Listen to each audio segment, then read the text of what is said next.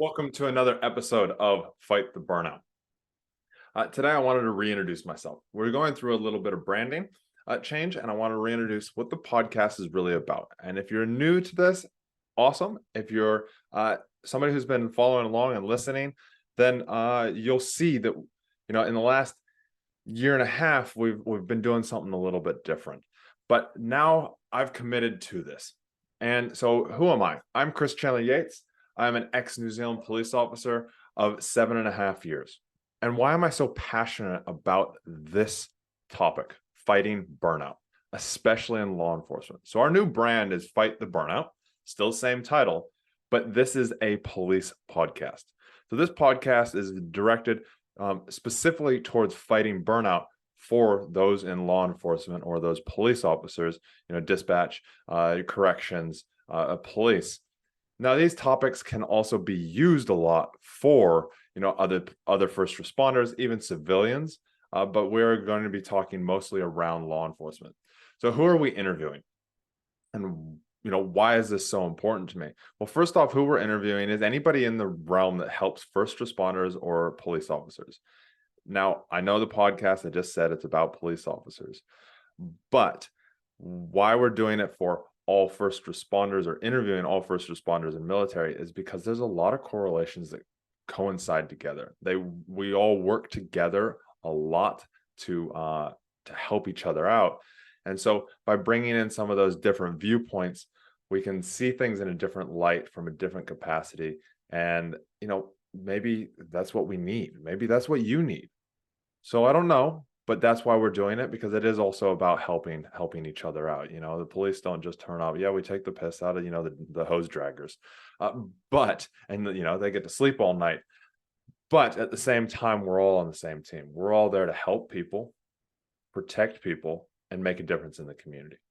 And that's why the podcast is here. Now, why is this so dear to my heart?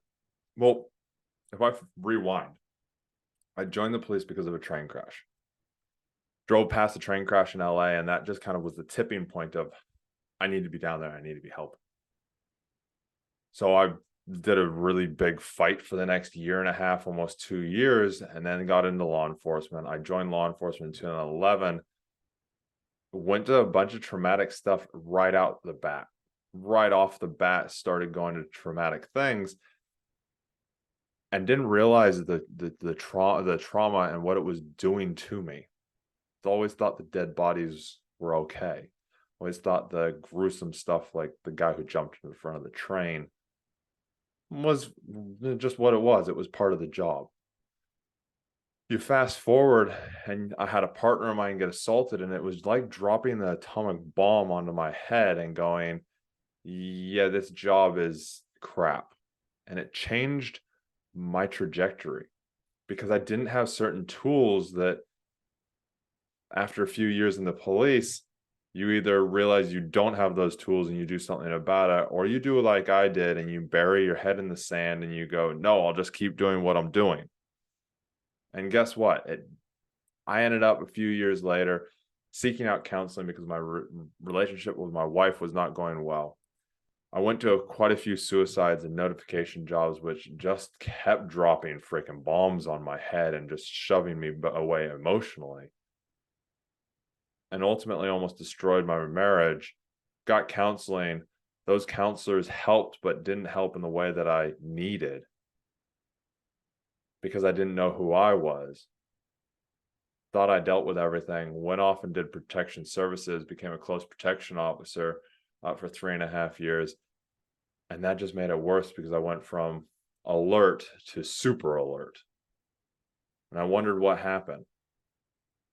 Now, the original counseling that I went to probably helped with a lot of the trauma stuff because we went through a lot of the suicide stuff and we talked a lot about the impact that had on me emotionally and how I felt like I had no emotions. But what we didn't talk about was taking care of myself. We didn't talk about what that looks like, how you take care of yourself. We didn't talk about the burnout. We talked about the trauma, but we didn't talk about what the trauma was creating. And so you fast forward 3.5 years, And I find myself sitting on a couch wanting to and thinking about how to cheat on my wife with a woman that's sitting next to me. You find me going home and asking for a divorce. You find me not having any friends really anymore, not really having any connections with the police officers that I was even working with. I'd gone so far that I didn't even want to hang out with them.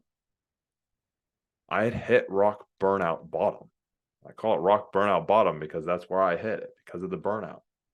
My wife, luckily, is a very strong person, and I take her opinion very strongly. And so, for some reason, I went to counseling one more time with her, and that counselor identified I was burned out. So, through a long journey, I ended up refining myself, figuring out who I was again, and really figuring out the tips and tools for it.